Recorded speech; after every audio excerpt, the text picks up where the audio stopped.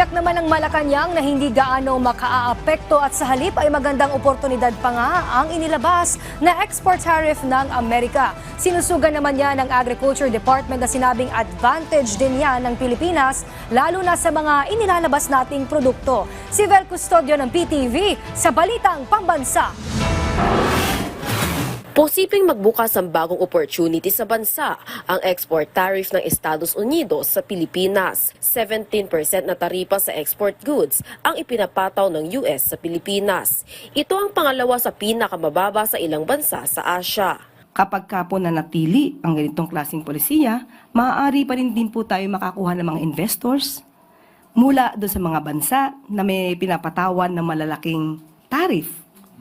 So maaari silang pumunta sa Pilipinas, dito sila magsagawa, mag-manufacture, dahil 17% lamang ang pinapataw sa atin.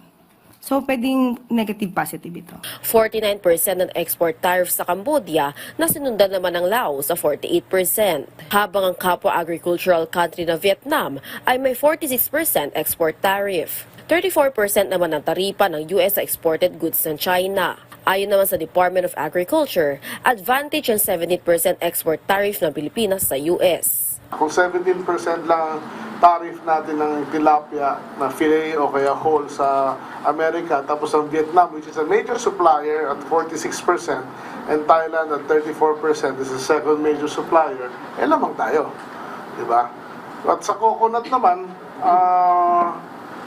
technically, more or less, mas lamang tayo eh. Tuloy-tuloy naman na makikipag-ugnayan ng DA sa Japan para pababain ang taripa ng saging sa Japan na nasa 8 to 18%. Nangako naman silang tutulungan tayo sa issue na to. At, but of course, humihingi sila ng parang kapalit. May malaking push tayo na ilabi itong reduction of tariff natin sa banana sa Japan. Mula sa People's Television Network, Vel Custodio, Balitang Pambansa.